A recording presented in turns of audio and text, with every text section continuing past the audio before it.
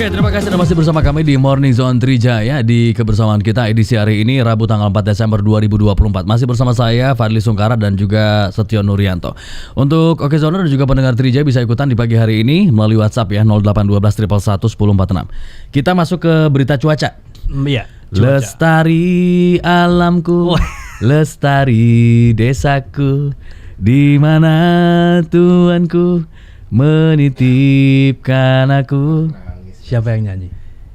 Rolling Stone. Siapa penciptanya? Almarhum Gomblo. Oh, itu yang nyiptain almarhum Gomblo ya? Iya. Itu sekitar 80-an kalau nggak salah. Bareng Kugadekan Cintaku. Oh iya. Maklum saya kan Kebiar. saya belum lahir. Angkatan itu. 2001 saya baru lahir. Oh, angkatan tadi ya. Bersenjata. Gen beta tadi. Di Ciledug itu adanya di Ciledug, Pak. Puri Beta. Oke.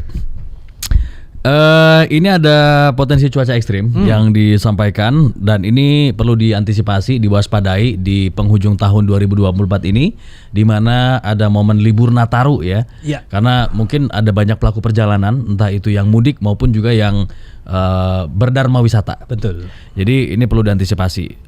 Kemudian untuk di wilayah perkotaan juga karena memang akhir ini cuacanya cukup sering berubah-ubah, potensi cuaca ekstrim termasuk hujan deras dengan durasi yang panjang dan disertai angin kencang yang sehingga tadi mengakibatkan misalnya pohon tumbang menimpa ke mobil, motor. Betul, atau mungkin korsleting listrik atau petir yang menyambar tower-tower ini kan juga perlu kabel-kabel.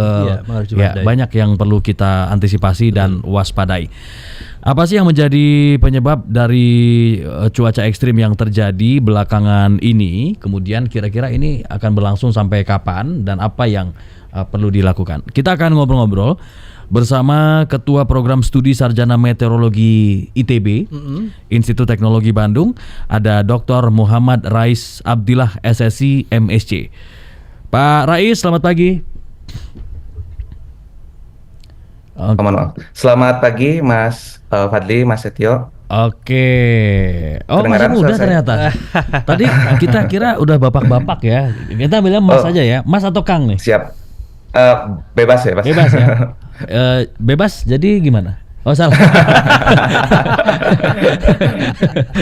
Boleh, okay. Mas, boleh. Mas Rais, seperti apa sih potensi cuaca ekstrim belakangan ini? Mungkin sempat memantau juga entah itu dari akun BMKG atau Mas Rais sempat melakukan penelitian juga, kemudian melakukan pengamatan juga untuk cuaca di Indonesia di periode akhir tahun ini.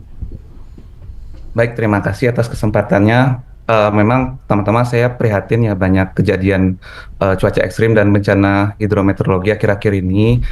Semoga masyarakat yang terdampak bisa tetap sabar dan pulih kesedia seperti semula. Nah, memang kondisi cuaca akhir-akhir ini memang lagi banyak hujan ya. Tapi menurut saya ini masih dalam batas mungkin wajar secara saintifik. Jadi mungkin kita perlu pahami bahwa secara geografis di Indonesia ini terletak memang yang daerah yang sering hujan gitu ya, dan anginnya banyak dibandingkan wilayah tropis lainnya. Nah, jadi memang kemungkinan hujannya sudah tinggi gitu. Nah, kalau kita cek tiap tahun ya, setiap akhir tahun memang sering ada informasi berita cuaca ekstrim. BMKG merilis waspada cuaca ekstrim begitu kan. Nah, jadi ini memang berulang setiap tahun. Memang untuk akhir tahun ini ada anomali ya, hujannya memang lebih banyak dari biasanya. Nah, jadi ini diakibatkan oleh ada pemanasan di lautan Indonesia. Jadi kalau lautannya panas, permukaannya panas, awan dan hujan akan semakin banyak terbentuk gitu. Dan ini sebagian diakibatkan oleh fenomena La Nina. Mungkin Bapak Ibu pernah mendengar gitu ya. Nah, jadi walaupun ada penyimpangan di akhir tahun ini, ada La Nina gitu ya, tapi penyimpangan ini masih dalam batas yang wajar, karena terjadi juga tahun-tahun sebelumnya, begitu. Jadi memang secara kondisi ekstrim dan timing kita akhir tahun ini juga memang sering terjadi cuaca ekstrim begitu, Mas Fadli. Oke, jadi memang ada fenomena La Nina ya. Faktor lainnya MGO atau monsun itu seperti apa, Mas Rais? Baik. Kalau monsun memang itu yang mengontrol timing bulanan kita ya. Jadi bulan-bulan kapan yang ada musim hujan, nah itu karena monsunnya.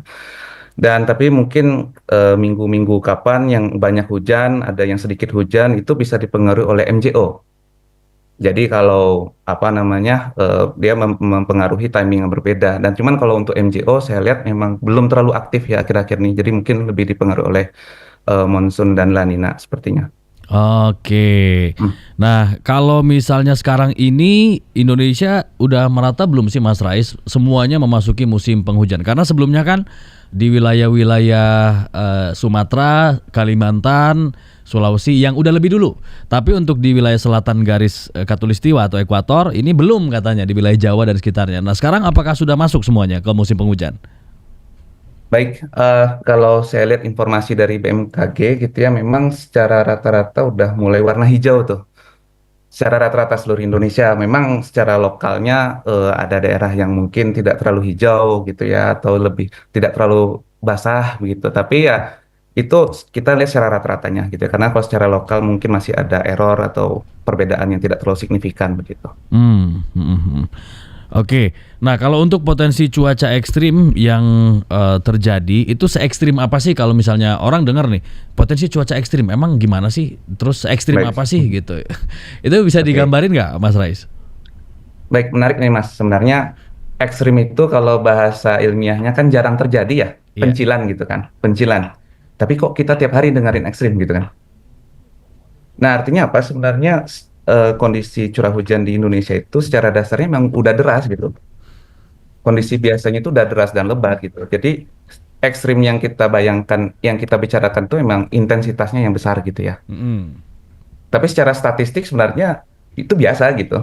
Oh gitu. Oke, itu biasa dalam statistik, tapi memang kita tuh sering terjadi ekstrim. Nah, berarti kan masalahnya kok masih sering terjadi bencana? Karena tiap tahun sering ekstrim, harusnya yang namanya ekstrim jarang terjadi gitu kan, 5 tahun Iya, sekali, 10 tahun sekali gitu. Tapi tiap tahun betul. ada.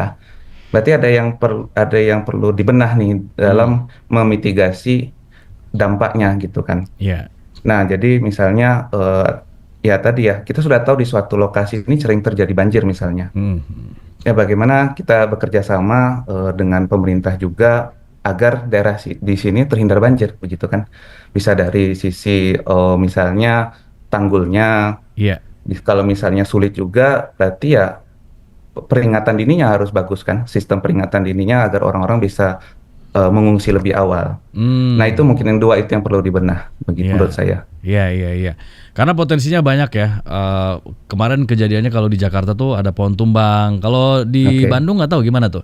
Terus ada mungkin juga. beberapa wilayah juga sudah dipetakan ya potensi bencana hidrometeorologi seperti Hmm, banjir atau banjirop, tanah longsor yang mungkin terjadi termasuk di Jawa Barat juga ada beberapa kabupaten yang rawan juga ya, Mas Rais. betul. Betul, Mas.